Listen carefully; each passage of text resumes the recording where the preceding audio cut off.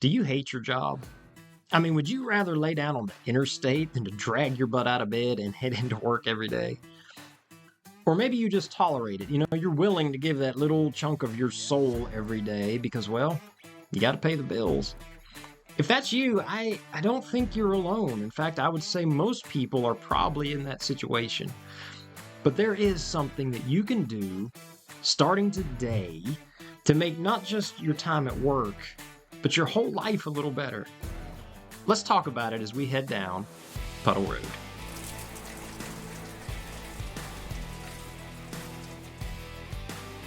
So my family and I, a couple weeks ago, were making our way back from our vacation at Myrtle Beach, and we were making really good time on our way to north central West Virginia. When all of a sudden, the family van started doing what the family van ought never to do. Warning lights came on, and other things started going off, and the engine started losing power. It wasn't good. So we pulled off at the closest exit and found ourselves in a little town called Oak Hill, West Virginia. Well, after some Googling, we discovered that there was a garage about 3 miles from where we were. We gave it a call, and it happened to be open on a Saturday. Now, our newly deceased alternator was not going to get us the hundreds of miles north we needed to go to get home, but it did have enough juice to get us the 3 miles back that little country road to Mr. Will Green's garage in Oak Hill. So we pulled in to this 2-stall setup with no waiting room and no bathroom and a little yard to sit in. And Will Green pulled our van into his garage and started going to work. Well, about an hour and a half later of us sitting in the grass and laughing about our situation, he comes walking out with a concerned look on his face, his salt and pepper beard and his receding hairline and his perfect teeth and his deep Southern West Virginia voice.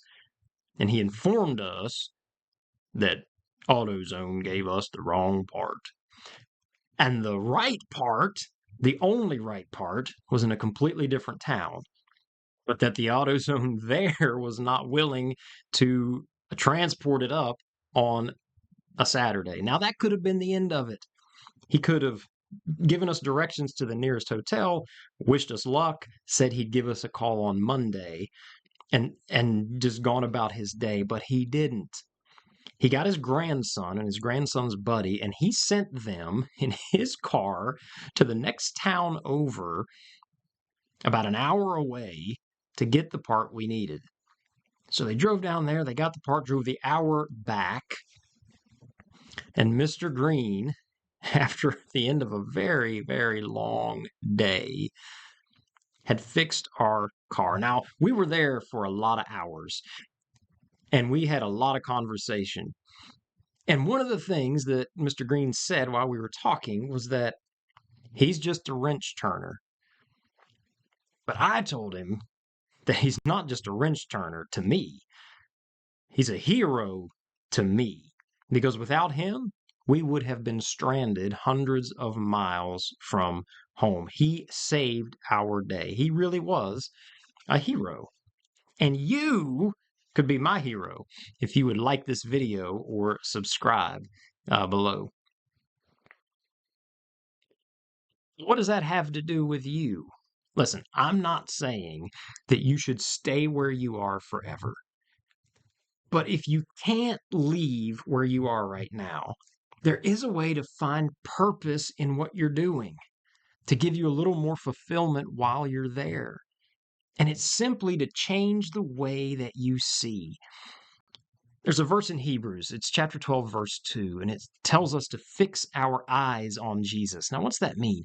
I mean, we can't see Jesus with our physical eyes, right? It's talking about our spiritual eyes, to look at Jesus, to see him with our spiritual eyes. Most of us are not really very good at that. Even Christians have a hard time seeing beyond what's right in front of us. But what we have to remember is that what's going on behind what we see is often more real than what we are actually looking at. You can even do this with your job. Let's say you're a mechanic and all you see yourself as is a wrench turner, like you're not making a difference, and there's no fulfillment in what you're doing. Look behind the scenes and just understand that when you're unhooking that bad alternator and putting in a new one, you are doing for someone what they cannot do for themselves. You are helping someone to have a way to get to work every day, to get their kids to school every day, to get to the grocery store so they can have food. You're not just turning wrenches. You are, I know it sounds cliche and silly, but you are literally changing lives. So you're a stay-at-home mom, right? You run around chasing kids all day, wiping noses and changing butts and telling them to get off the counter and quit biting the cat. Like I I understand that. I understand it can feel exhausting and unfulfilling and you're like, what am I doing? Where did my day even go? But I want to encourage you, if that's you, to fix your eyes on what's going on behind the scenes. You're not just picking up toys and changing diapers. You are pouring into a little heathen who one day is going to grow up and be a part of this world. And what you are pouring into them is in some way, when they're all grown up, going to come out. You have an amazing trust in your hands. You have an amazing job, and you are doing amazing work if you can just see it. Maybe you're hanging drywall for a living and you feel like a nobody because you're just pounding nails. I want to encourage you when you're looking at that piece of drywall in front of you, don't just see the drywall. See the family in the living room that you are helping to build. See the kids on a cold winter day in a warm, safe home. See that family in a house that they could never build for themselves, but that you had a hand in building. I know it sounds silly until you do it. And that changes the game. When you see purpose in what you're doing, not comparing your job or your role to other people's, but when you see purpose and value in what you're doing, you are then able to take pride in what you're doing. And when you take pride in what you're doing, you get better at what you're doing. And when you get better at what you're doing, people notice that. And doors open and opportunities come your way.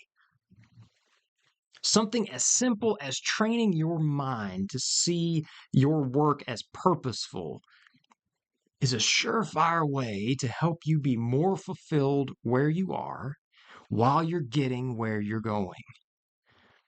So, here's what I want you to do. You go start finding purpose in what you're doing. And I'll keep trying to create some purposeful content, and we'll meet back here together on Puddle Road.